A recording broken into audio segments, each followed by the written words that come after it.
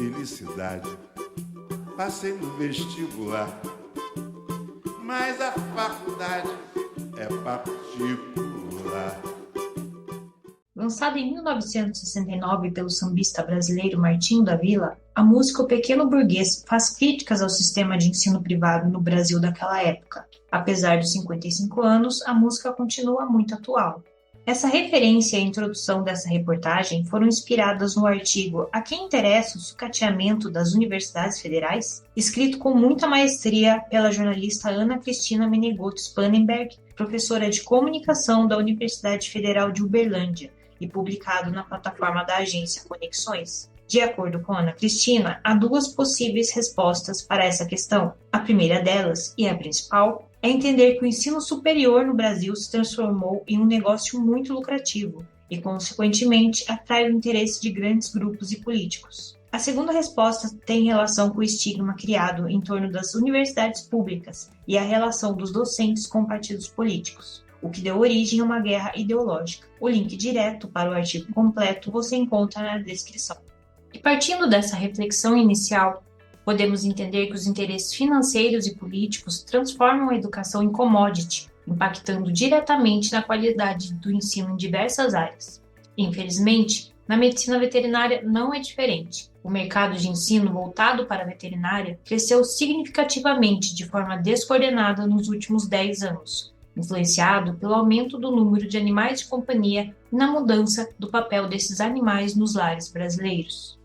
E para falar sobre esse panorama, conversamos com a médica veterinária, presidente da Comissão Nacional de Educação em Medicina Veterinária do CFMV, doutora Maria Clorinda Soares Fioravante, professora titular da Universidade Federal de Goiás. Ela destaca que acessou a plataforma do Cadastro Nacional de Cursos e Instituições de Educação Superior do MEC, um dia antes da entrevista, e verificou que constavam registrados 556 cursos de graduação de medicina veterinária no Brasil. O link você encontra na descrição. 30 extintos e 8 em processo de extinção. Então, esse número cai para 518. Quando a gente vai olhar esses cursos, todos os cursos extintos, sem exceção, são de instituições privadas. Então, eu acho que isso já começa a te dar um indicador de como está esse panorama. E desses cursos que foram extintos, 18 sequer chegaram a iniciar. 12 iniciaram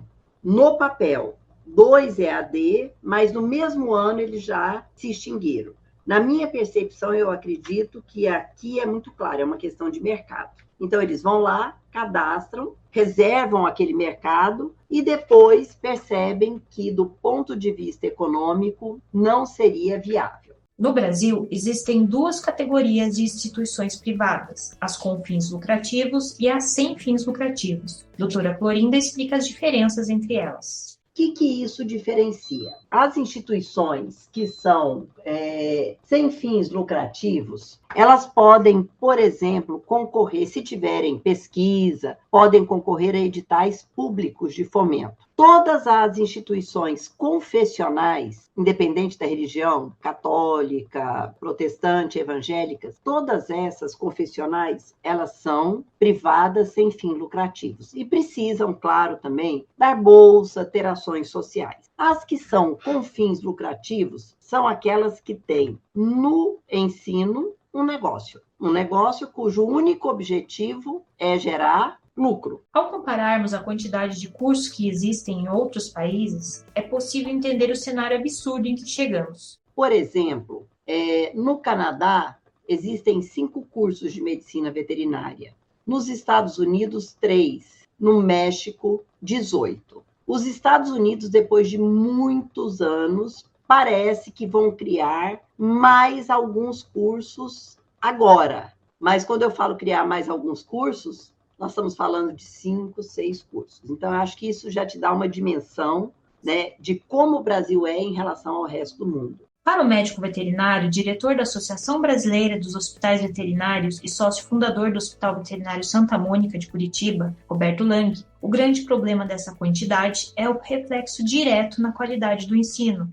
Primeira situação, não existe corpo docente suficiente para fazer a formação de um egresso dentro de uma qualidade esperada pela sociedade. Então, estão saindo veterinários muito mal formados, seja qual for a área em que ele está atuando. Por quê? Porque esses docentes, na maioria das faculdades, eles não têm nem a vivência prática e, às vezes, nem a vivência acadêmica de como se ensinar. De acordo com a médica veterinária, sócia fundadora do Grupo Animaniacs em São Paulo e vice-presidente da Associação Nacional dos Médicos Veterinários, Tatiana Machado Calamita, o resultado de uma grade curricular de baixa qualidade e carga horária insuficiente é a desvalorização do médico veterinário. A ANMV realizou esse ano a segunda edição do Fórum Nacional de Formação de Medicina Veterinária e conversou com diversos estudantes. A gente escutou muito no fórum alunos, a gente convida alunos, estudantes, e eles falam, as provas não tem mais lista de presença, então se o aluno vai ou não vai, tudo bem, eles passam. Não tem avaliação de prova, então não existe mais repetir, né? Antigamente a gente ficava de DP, a gente ficava de exame, a gente repetia, não existe mais, todo mundo passa. E outra, você faz uma redação, você consegue bolsa de 80%, a pessoa ela não tem um pré-requisito para entrar na universidade e não tem um pré-requisito para sair da universidade. E a consequência é a desvalorização, a dificuldade das empresas. Eu, como empresária, né, como empregadora de médicos veterinários, tenho muita dificuldade de contratar médico veterinário recém-formado, porque ele vem sem base alguma. Roberto Lang observa outro ponto importante, que é o perfil da maioria dos estudantes da geração atual, que não é incentivada a construir uma carreira e quer pular etapas. Então, além da formação técnica insuficiente, nós não temos cidadãos adequados para encarar a vida na nossa sociedade, né? Então, são cidadãos que esperam muito pelo imediatismo e não pela uma construção de carreira que demora tempo, né? A curva de tempo de ser um bom profissional, ela tem lá o seu desgaste, né? E que pode variar conforme as pessoas. A maioria dos estudantes que ingressam em um curso de medicina veterinária no Brasil tem interesse no mercado de animais de companhia, criando um paradoxo, pois, apesar da grande quantidade de veterinários formados, há falta de profissionais para outras diversas áreas de atuação do médico veterinário. Para Roberto Lang, isso também é reflexo do ensino deficiente. Hoje, 75% da força da mão de obra médica veterinária está focado na área de animais de companhia. E aí o que acontece? Não tem profissionais nas outras 80 áreas do saber, né? Na produção animal, na defesa animal, na saúde única, né? Aquilo que englobe de fato a saúde única, na saúde pública, em todos os outros ramos de pesquisa, etc., estão faltando médicos veterinários qualificados. Por conta desse cenário, na avaliação de Tatiana, é importante que o mercado se una para encontrar soluções e destaca que a ANMV tem como objetivo contribuir com a formação dos médicos veterinários, não só no que diz respeito ao mercado de animais de companhia, mas em todas as outras áreas de atuação da profissão. De acordo com a doutora Clorinda, atualmente há uma distorção do papel do médico veterinário na sociedade. O nosso papel do ponto de vista social é muito maior que isso. A gente é fundamental para garantir qualidade de alimento e para garantir produção de alimento. Então, assim, é muito importante esse papel. Quando colocaram um veterinário coordenando vacina na Anvisa, o bafafá que foi no país, como se o veterinário não tivesse competência para isso, ele tem competência para isso. Mas essa pressão do PET e esse modelo de formação está, em última instância, colocando em risco a profissão do médico veterinário na sua essência. Essa situação caótica é resultado de uma somatória de fatores como a ausência de critérios rígidos na avaliação de um curso de graduação para ser registrado, o afrouxamento nas normas que tem permitido a abertura de cursos de medicina veterinária à distância, o famoso EAD, salas lotadas e, acima de tudo, corpo docente insuficiente que não atende o perfil mínimo de médicos veterinários para ministrar as disciplinas de competência exclusiva da profissão. Segundo a doutora Clorinda, os cursos em formato EAD não recebem nenhuma aprovação do CFMV. Para se ter uma ideia, Dos 518 cursos de graduação em medicina veterinária registrados até o fechamento dessa reportagem, 17 são EAD, sendo 8 apenas registrados e não iniciados. Desses não iniciados, nós estamos falando de 23 mil vagas anuais, Mariana.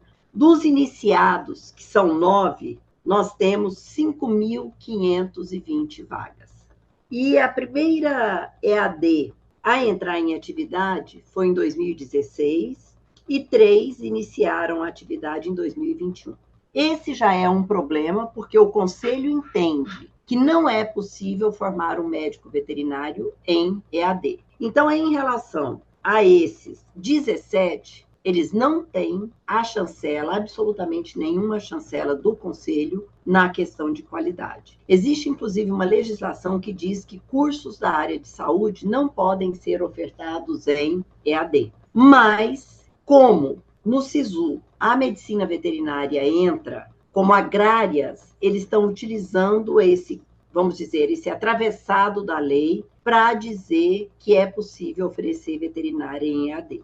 Não é possível ter qualidade, formar um bom médico veterinário em EAD. Das 501 instituições presenciais registradas, 57 delas não tinham iniciado as atividades até o fechamento dessa reportagem. Então, nós temos hoje aprovados e rodando de maneira presencial no Brasil 444 cursos, o que continua sendo um número completamente absurdo. Desses 444, a primeira crítica que a gente faz é em relação ao número de vagas de um curso. Então, nós temos um curso, que é uma categoria chamada especial para o MEC. Nós temos 225 privadas com fins lucrativos que estão ofertando 36.319 vagas. Em média, 161 estudantes por turma. Nós temos privadas sem fins lucrativos menos, mas mesmo assim um número muito grande, 142 cursos, que ofertam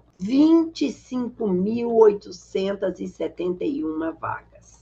Ao analisar a quantidade de vagas nas instituições públicas, os números são bem diferentes. No Brasil, há 5 instituições municipais, ofertando 620 vagas, 16 instituições estaduais, com 877 vagas, e 55 instituições federais, com 3.900 vagas. Ou seja, as instituições privadas ofertam mais de 62 mil vagas, enquanto as públicas ofertam pouco mais de 5 mil vagas. O tamanho médio das turmas das instituições com fins lucrativos é de 161 alunos. As turmas das instituições sem fins lucrativos contemplam, em média, 182 alunos. As turmas das instituições municipais, com média de 124 alunos, as estaduais, 55 alunos, e as federais, com média de 71 alunos. É inquestionável que esses estudantes que estão cursando em universidades públicas, eles vão ter um número maior de professor acompanhando a sua formação. E existem bons cursos, tanto em privadas com fins lucrativos como sem fins lucrativos, mas eles são a minoria absoluta dos cursos. Então, de uma maneira genérica, eu posso te dizer que a qualidade da formação nas públicas é muito melhor, porque eu tenho turmas que são significativamente menores em relação às privadas. A maioria desses cursos de instituições privadas começaram a surgir recentemente. Para se ter uma ideia, até o ano 2000, o Brasil tinha registrado 24 cursos. Foi em 2010 que esse número começou a aumentar exponencialmente, ano em que foram criados mais 27 cursos. Com essa rápida e repentina expansão, a doutora Clorina questiona a real qualidade dos cursos dessas universidades. Das atuais 225 instituições com fins lucrativos, só 153 já passaram por algum tipo de avaliação. 72 ainda não foram avaliadas, porque foram criadas nos últimos 5 anos, estão em funcionamento. O último ENAD, que foi em 2019, não as alcançou. Então, elas estão aí só com uma avaliação inicial, Para avaliar um curso, são utilizados indicadores como o conceito de curso, que é a avaliação inicial em loco realizada pelo INEP, com nota de 1 a 5, sendo acima de 3 qualidade satisfatória. Além desse, há o indicador do ENAD, Exame Nacional de Desempenho de Estudantes. Há também o indicador CPC, conceito preliminar de curso, realizado no ano seguinte ao da realização do ENAD. E, por fim, o IDD, que é a diferença entre o valor da avaliação dos ingressantes e dos formandos. Doutora Clorinda destaca que dessas 225 instituições com fins lucrativos, a média da nota inicial dos cursos é 3,7, mas quando ocorre a avaliação dos estudantes, essa média cai. Ou seja, o curso começa com uma nota maior, quando você vai lá na frente ver o desempenho deles, o desempenho é sempre menor que aquela nota inicial. Isso, no meu ponto de vista, significa que a gente está sendo muito generoso nessa avaliação inicial, dando uma nota para o curso que não é real, que é só em cima de papel. Para a doutora Clorinda, diante de todo esse cenário, o próximo resultado do ENAD será um verdadeiro desastre.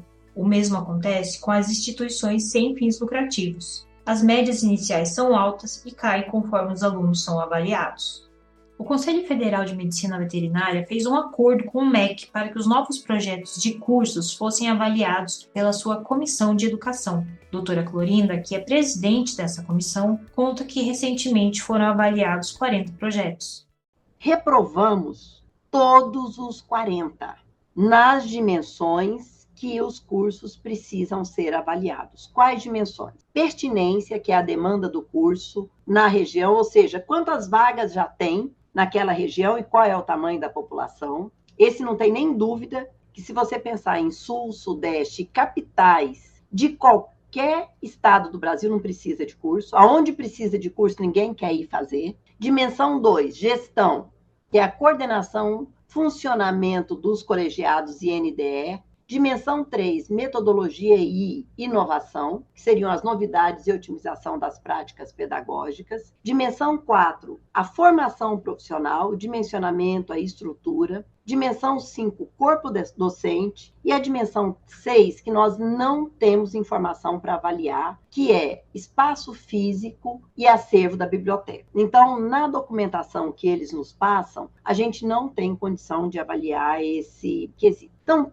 absolutamente todos os cursos ganharam, né, da comissão a indicação de não abertura. E qual era o perfil dessas propostas? Um curso em EAD, só 3 integral. Então, das 40 propostas, 36 o curso vai funcionar em um único período, ou noturno, ou matutino, ou vespertino. Algumas instituições ofertam só um turno, outras ofertam os 3. E o que assustou a gente? Dessas 40, 32 das 40 propostas têm uma turma noturna. E aí eu coloco essa pergunta. É possível você formar um médico veterinário com aulas no período noturno?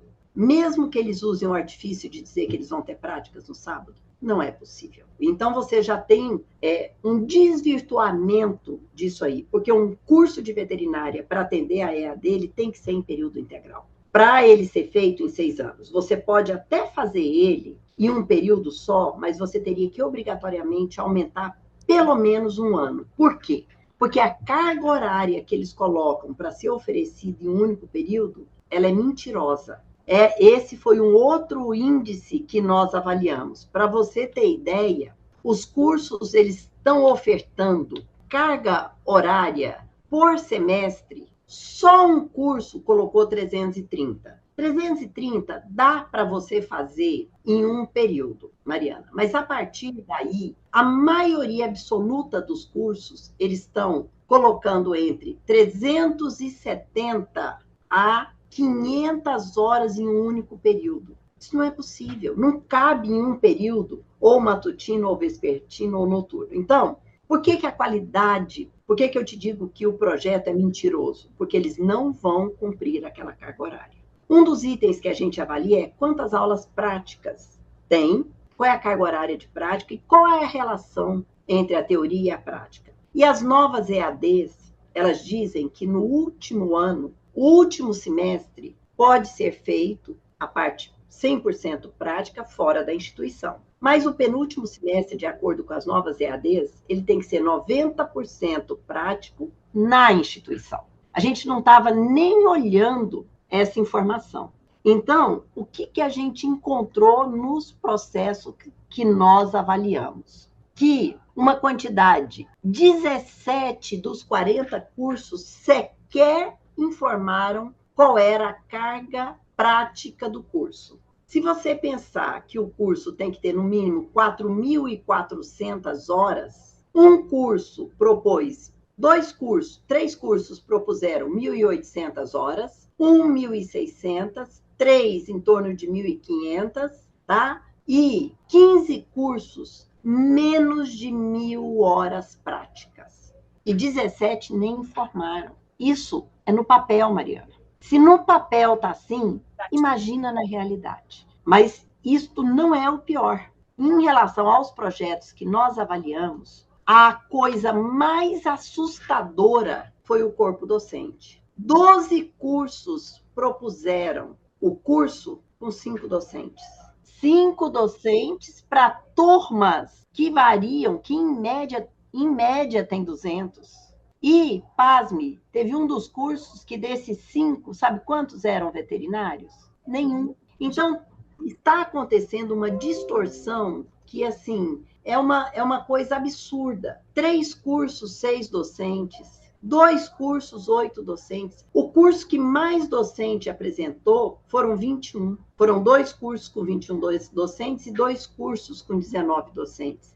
Então, é impossível você ministrar uma aula. E você tem o mesmo docente dando aula de 10, 12 disciplinas diferentes. Ele não tem condição. E você tem, nessa maluquice, uma precarização da carreira docentes, desses docentes que estão nas privadas, que estão todos adoecendo, porque eles têm 40 horas semanais de sala de aula, tá certo? Então, assim, o perfil do que a gente viu, olha, para você ter ideia, 3 cursos do 40, 0 veterinários, 5 cursos, 1 veterinário, 4 cursos, 2 veterinários, outros 4 cursos, 3, 10 cursos, 4, 5 cursos, 5. Para ficar nisso aí. Então, se você vai ver quais são as disciplinas que só quem pode ministrar é veterinário, você vê que não tem como, não faz sentido você tocar. E olha que eu não estou falando, nós não avaliamos se esses veterinários têm mestrado, se têm doutorado, como ele está. Nós estamos pedindo aqui o perfil mínimo, ou seja, um graduado em veterinária formando outro graduado em veterinária. E quando você vai olhar qual é o perfil também de formação desses veterinários, aí você tem vontade de chorar. Porque as novas ECNs são muito claras. Você tem que formar um médico veterinário generalista. Isso significa que para ele ser um médico veterinário generalista, ele tem que ter conteúdos essenciais nas biológicas e na saúde, que é o basicão, um conteúdo essencial em ciências humanas e sociais, e o conteúdo da medicina veterinária, que ele é dividido em 4 áreas essenciais: zootecnia e produção, inspeção e tecnologia, clínica, que engloba, né, cirurgia, diagnóstico por imagem, e medicina veterinária e saúde pública. E, para você ter ideia, o último que eu avaliei já agora, o curso tinha 40 horas de produção, tinha 80 horas de tecnologia e tinha 100 e poucas horas dessa parte de saúde que pudesse ser encaixado como saúde única. Todo o restante era clínica veterinária. Então, eles não estão formando um médico veterinário, eles estão querendo formar um clínico veterinário, que é totalmente contrário às DCM. Então, você tem uma distorção absoluta. E por que eles fazem isso? Porque você formar um médico veterinário, você precisa ter uma baita de uma infraestrutura que envolve produção, envolve tecnologia e inspeção de alimentos. E essas universidades não têm isso, tá certo? Então, por isso que eu te digo, sem sombra de dúvida, que a próxima avaliação vai ser um desastre. E os cursos não estão se atentando para uma coisa. Nas DCNs, ele diz que o estágio curricular, sim, pode ser feito fora. Mas esse 90% de carga horária tem que ser feito na instituição, ou mediante uma formalização de um convênio para alguns conteúdos. E eles não têm nada. Eles não têm nem laboratório, muito menos hospital, muito menos a estrutura necessária para fazer essa parte de saúde única. Então, assim, por isso que eu estou antevendo que o próximo ENAD vai ser literalmente um horror. É esse o cenário que tem posto para a qualidade da formação do médico veterinário. Felicidade, passei no vestibular, mas a faculdade é particular. Gostou dessa reportagem? Inscreva-se, deixe seu like, seu comentário e confira outros conteúdos no canal VetShare.